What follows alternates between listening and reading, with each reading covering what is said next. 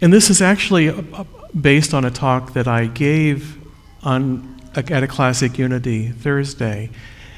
And it was an unformed idea that was coming into formation, and I was hoping to bring even more depth to it. And I have to say, it's just one of those talks that I feel like it will always be added to, that it has its own life and it's going to grow in its way.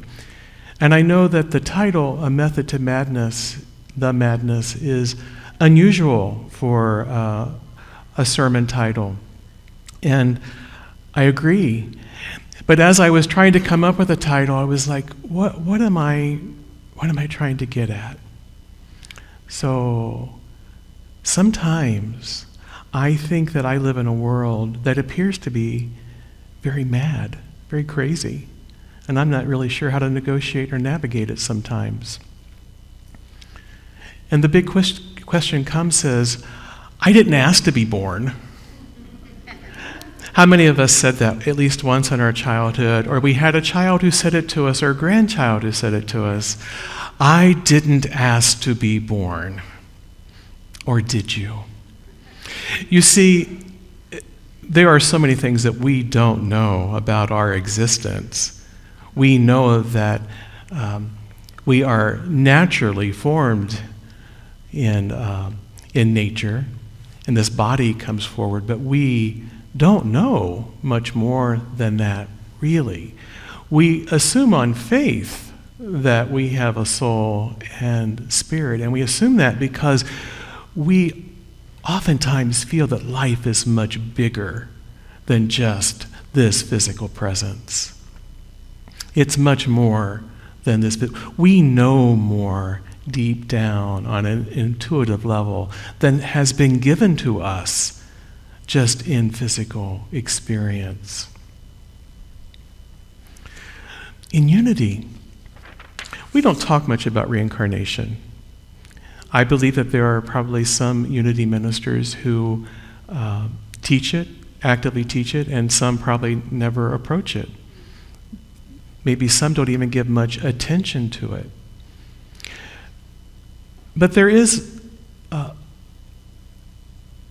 a principle in Unity, and that is we create the world with our thoughts and our feelings and our actions. We are co-creating with God this experience. And when we have that knowledge, we co-create to the very best of our ability most of the time. We co-create with the love that we wish to project.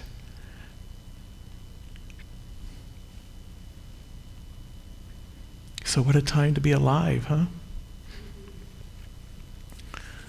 I think I lost the slide, but I'm going to read this to you. So there was a Unity teacher, minister with the name of John Rankin, and he talks about how reincarnation can take effect in a life, and the reason why. And that's because when we are co-creating, when we're creating energy, sometimes we're often told what we create is going to have an equal reaction to it. That which we act and create has an equal reaction to it. And we often say that there's going to be a karmic experience, that it's going to carry on with that person. In this lifetime, it's going to come back to them, or perhaps even after this lifetime. And John Rankin says, through its many forms, karmic debt is incurred only in one way, and that is by failing to love oneself, or failing to love others, or one's God. For we owe no man anything but love, and love is the fulfilling of the law. And that's from Romans 18. So what he's saying there is, the only thing that really is creating karma is when we're not being loving, when we don't show up in this life as a loving individual, that we're not projecting the love, we're not giving love to ourselves, to others, and to our God. That's what creates the things that come back to haunt us. the things that come back and kick us in the butt sometimes. So we know that having that knowledge, we live in this extraordinary time. It's absolutely extraordinary in history. And one of the reasons why it is so extraordinary is because we are so connected, at least with information or misinformation, very, very quickly. And living in this time can be extremely exciting because we have so many opportunities. One of the opportunities that we have is that we get to live longer. Isn't that like an incredible thing that's going on? Is that we get to live longer. We get to live healthier. Yes. Thank you. So what a time to be alive. Because we are witness to and we're a participant in a colossal paradigm shift. We don't think about that very often as we're going about our days. Oh, I'm part of the colossal paradigm shift. It's not really a part of our daily thinking, but we are. Every individual here is a part of that shift. And you came to this time and place to be a part of that shift. You are a participant whether you want to be or not. But now that you know that you are a participant, you can bring your best, you can bring your A game to life. You can bring the love, you can bring the best that you have. Now, a paradigm shift, and I was going to do, it's a 20-cent shift because I just love the word paradigm. 2 dimes equal 20 cents. But it's a fundamental change. It's a fundamental change in our approach to underlying assumptions. So just like healthcare, we're living longer because we have such advances in healthcare. We have more knowledge now to know what it means to live a healthy life. Even 30 years ago, the word cancer threatened every person, every family that had entered the life. Now we know cancer, in many forms, in many ways, is treatable. That people are cured from cancer. People live long lives if they've experienced cancer. And in this audience right now are several people who are testimony to that. It's a great time to be in this world. We've experienced shifts in spirituality. Now, I'm going to guess a century ago, when the Fillmores were starting out, they actually started out before a century ago, but a century ago, they're going full into what they're doing. The information they were providing was news. It was new to the Christian community. And the Fillmores, by the way, are the co-founders of the Unity movement. They brought a titanic shift in how we view our relationship with God. Before, God was an outside source, and that there were good and evil forces that were working for us or against us. And they told us, no, God is all good, and that we're created in that goodness. Now, we're created in this human form, and we have a lot of work to do to get over that challenge. But nevertheless, who we are, our very fundamental being, was created in God's image. That is our source. So what they told us in that was, you're not born into sin. There is a lot of bad behavior going on around you, but you yourself are not a sinner. You're not born into sin. And sin is simply missing the boat, missing the mark. It's the mistakes that every one of us makes. It's the misperceived judgments that we have. It's a great time to be alive. because that shift in consciousness has really changed the American world as we know it and is going international. What does that mean, though? What that means is the ways that we believe, the things that we believe, are now becoming more mainstream. We are talking mainstream about spirituality in a way that we've never talked about before. We used to confuse spirituality and religion. We used to think that religion was our spirituality. Now, as a culture, we're talking more about our relationship with God and how that is the spirituality.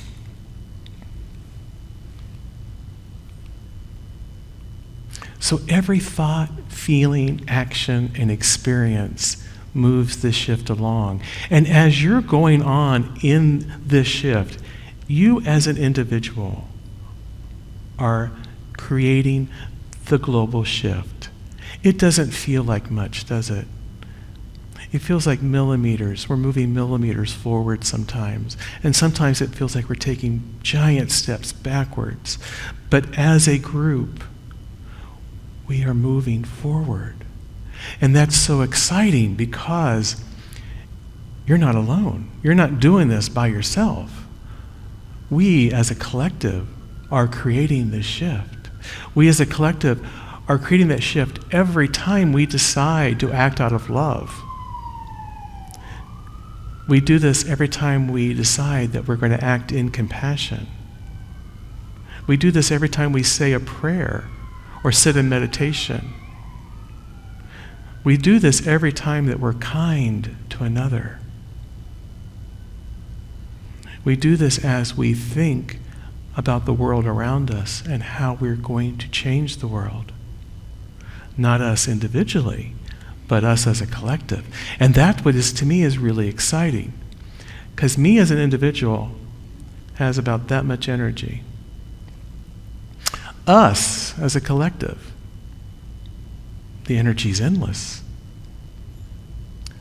I love to watch programs on television or on the internet about people who are changing the world, people who saw something and decided to make fundamental changes in how we view it and how we do it. Everything from organic gardening to, which I'm not an organic person myself, but I'm leaning that way now after watching some programs about it, how important organic gardening can be.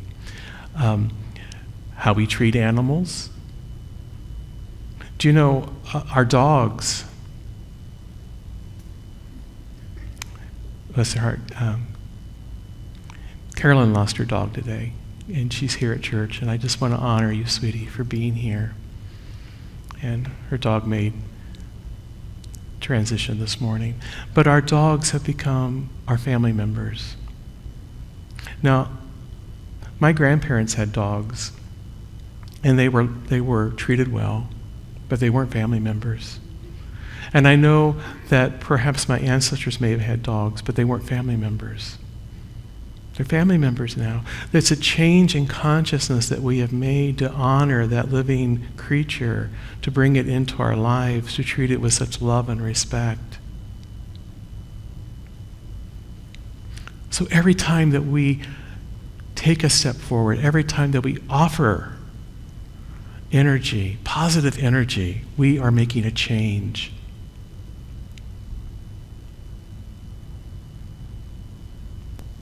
Sorry about that. I'm trying to go back to you are chosen. So oftentimes going back to, well, I didn't ask to be born. And that, again, may or may not be true. However, scripturally, it's a couple down from there, love. There we go, next one. You were chosen. John 15:16. I love this verse. You did not choose me, but I chose you. And I appointed you to go and bear fruit that will last, so that the Father will give you whatever you ask him in my name. This is when Jesus was choosing his disciples. We have been chosen to be here. And if we feel that our life really didn't matter, or we didn't make much change, it's simply not true. Each one of us has a chain effect of people that we have given love to, that we have supported. We may have also added to their growing opportunities through our behavior that isn't so high. But nevertheless, each one of us here has been chosen to be a part of the change. So why am I here? I'm here to love. I'm here to heal. I'm here to serve. I'm here to play a role in the paradigm shift, the spiritual, ecological, technological revolution. Quite frankly, when I hear technological revolution, I want to run, because me and technology have always had a bittersweet relationship. But I'm grateful for it. My body's grateful for it. My life is grateful for it in so many ways. I am so grateful to have a cell phone. And when it died this week, I felt the pain. I did. And Friday came home from work and I said, I want you to support me in this. We're buying new cell phones today. Because usually there's conversation that lasts for days on that. No. But I'm grateful for technology. And I'm here to allow my soul to evolve. I'm here to not only to give and to serve, but to take it all in. To take in the gifts that life gives us every single day. And I'm here to co-create with God, my source.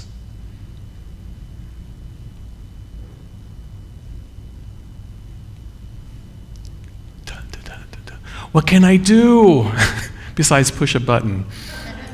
Which I'm really good at for a lot of people, by the way. Not just this device, but apparently I push buttons all the time. What can I do? I can honor my body, my mind, and my spirit. And I can continue with my spiritual practices of prayer, meditation, affirmation, forgiveness, and gratitude. And don't forget, forgiveness and gratitude are a spiritual practice. They are a part of your moment-to-moment, everyday life. I can live mindfully and with intention. I can enjoy the experience, and I can affirm light and love and healing wherever I am. That's one of the reasons why I love you folks so much, because you affirm that constantly. I see you affirm it with each other, and I see you affirm it in your own life. Oh. I got button happy. And I can live with faith. I can live with faith that this great paradigm shift, this moment of what I'm living in, whatever that I perceive that I am experiencing, I can believe that it has a higher purpose, even in its messiness. I can believe that it is there to heal our world in some way, somehow. I can hold on to that. And that is part of my role. And that's part of our role, is to hold on to the faith. To know that there is a bigger plan at play, and we are part of that plan. And I so wish that I had gotten a handbook that told me what my role was and how to do it, but I didn't, and neither did you. And you get to figure it out on your own, but just know whatever you're doing, keep it up. Keep doing it. Keep loving. Keep spreading joy. Keep remembering that God is love and that I'm an expression of that love. Will you join me in prayer?